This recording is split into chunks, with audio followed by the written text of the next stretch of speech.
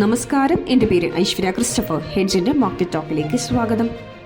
SIP നിക്ഷേപത്തിൽ പുതിയ record. Equity mutual ഫണ്ടുകളിലെ സിസ്റ്റമാറ്റിക് ഇൻവെസ്റ്റ്മെന്റ് പ്ലാൻ വഴിയുള്ള നിക്ഷേപം എക്കാലത്തെയും ഉയർന്ന നിലവാരത്തിൽ. ഏപ്രിലിൽ 26,632 കോടി രൂപയാണ് SIP വഴി നിക്ഷേപിക്കപ്പെട്ടത്.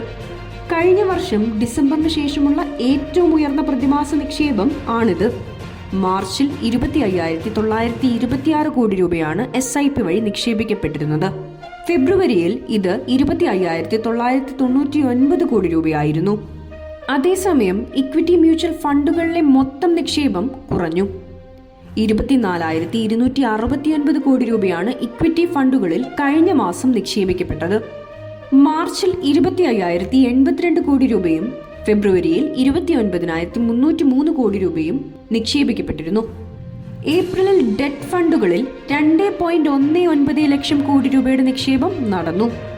മാർച്ചിൽ ഡെറ്റ് ഫണ്ടുകളിൽ നിന്ന് 2.02 ലക്ഷം കോടി രൂപ പിൻവലിക്കപ്പെട്ടിരുന്നു. ഫെബ്രുവരിയിൽ 6,525 കോടി രൂപയായിരുന്നു പിൻവലിക്കപ്പെട്ടത്. ഡിസംബറിലാണ് പ്രതിമാസ SIP നിക്ഷേപം ആദ്യമായി 26,000 കോടി രൂപയ്ക്ക് മുകളിലെത്തിയത്. അതിനുശേഷം ജനുവരി മുതൽ തുടർച്ചയായി 3 മാസം SIP നിക്ഷേപം കുറഞ്ഞു വരുന്നതാണ് കണ്ടത്. ഓഹരി വിപണിയിലെ തിരുത്തൽ ശക്തമായത് നിക്ഷേപകർക്കിടയിൽ ആശങ്ക പരത്തിയതാണ് SIP നിക്ഷേപം കുറയുന്നതിന് കാരണമായത്. അതേസമയം ഏപ്രിലിൽ വിപണി കരകയറിയപ്പോൾ SIP നിക്ഷേപം റെക്കോർഡ് നിലവാരത്തിലെത്തി. വിപണിയിലെ ഇടിവ് തുടരുന്നു. ഓഹരി വിപണി ഇന്നും കടുത്ത ചാഞ്ചാട്ടം നേരിട്ടു. നിഫ്റ്റി 24,050 പോയിന്റിന് താഴെയായാണ് ഇന്ന് ക്ലോസ് ചെയ്തത്. സെൻസെക്സ് 880 പോയിന്റ് ഇടിഞ്ഞ് 79,454 നിഫ്റ്റി 265 പോയിന്റ് നഷ്ടത്തോടെ 24,008 വ്യാപാരം അവസാനിപ്പിച്ചു. ICIC bank, power grid corporation, Grasim industries, UltraTech cement, Shriram finance എന്നിവയാണ് ഏറ്റവും ശക്തമായ ഇടിവ് നേരിട്ട നിഫ്റ്റി ഓഹരികൾ.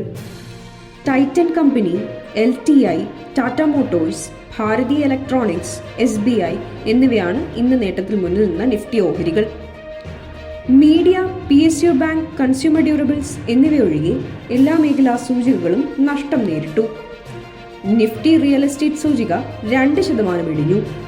ഇന്ത്യയും പാകിസ്ഥാനും തമ്മിലുള്ള തുടർച്ചയായ സംഘർഷം വിപണിയിലെ ചാഞ്ചാട്ടത്തിന്റെ തോത് ഉയരാൻ കാരണമായി. നിഫ്റ്റി വോളറ്റാലിറ്റി ഇൻഡെക്സ് 3% ഉയർന്ന് 21.63-ലെത്തി. BSE മിഡ് ക്യാപ് സൂചിക 0.10% സ്മോൾ ക്യാപ് സൂചിക 0.30% നഷ്ടത്തോടെ ക്ലോസ് ചെയ്തു.